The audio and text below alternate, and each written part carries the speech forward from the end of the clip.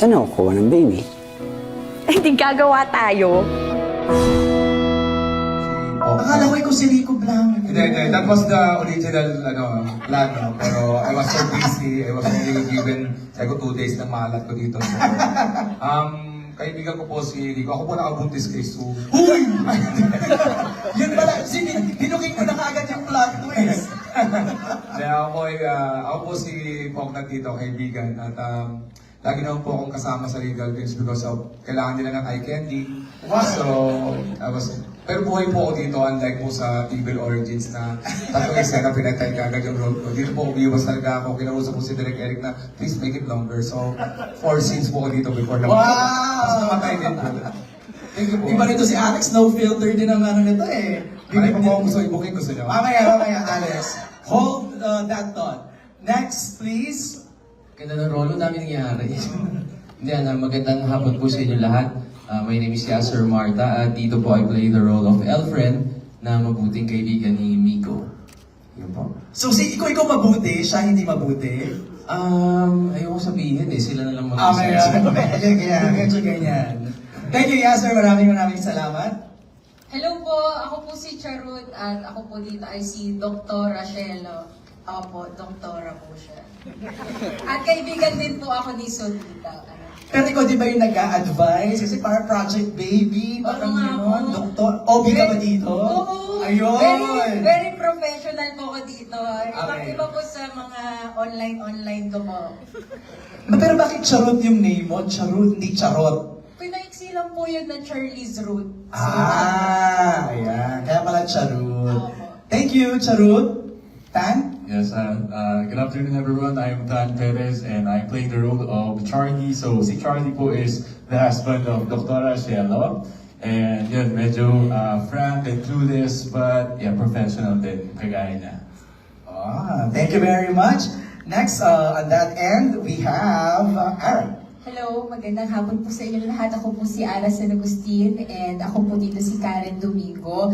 Kaibigan po ni Sue sa side ni Sandy. Tapos asawa ko dito si Elfren, si Yasser. Isa siya dun sa mga medyo level-headed friends ni Sandy. Noong una, nagda-down sa mga desisyon niya pero very supportive din naman. So very objective ka dito, Ara. Yung mga payo mo, yung mga advice mo. Parang may mga pinag-iisipan niya rin yung mga desisyon ni Sandy ko. Tama ba to? Pero at the end, syempre, as a friend, supportive pa rin. Tama. Matt? Hello po, magandang hapon sa inyo lahat. Ako po si Matt Lozano. At ang role ko po dito, si George. Ang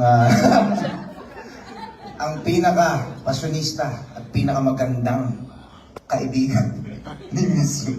Pinaka-pretty. Ako lang naman yung umu-offer sa best friend ko. May narinig ako mga side comments dito pero ayaw ako spoiler kasi. Bubukin ko ba? May mga narinig akong spoiler dito. Becky po siya doon. Ayun. So ang pangalan niya ulit ay? Georgina. Sa George sa umaga. Georgina sa gabi. Thank you, Matt. Maraming salamat. And of course, our lead stars! Rico and Sue. Go ahead, Rico. Hello, magandang hapon po.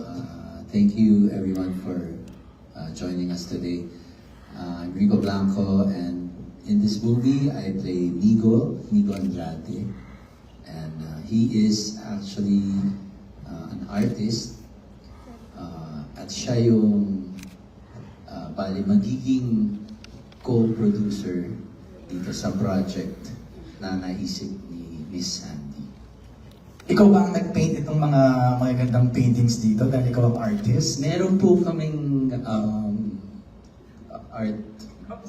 Meron kaming gumawa po, pero Props po namin sa set yan. props po yan sa set, pero nakialam po ako sa, pinakialaman ko po yung iba.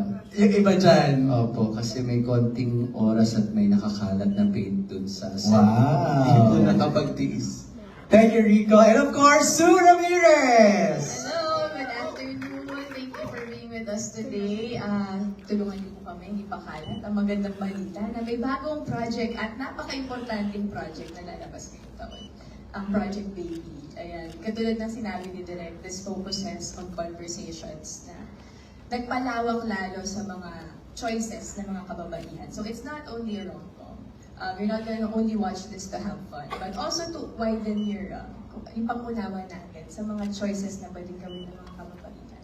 At okay, mamaya na para but thank you so much for being here today. Masyado ko na mataas. Ilusyonada. There is nothing wrong with Nico, anak. I don't want commitment, okay? Sandy, hinihingi ko lang naman eh. Huwag mo ako i-lock out sa buhay mo. But you're not part of my plan. I don't want you. Mahirap bang intindihin yon, Migo?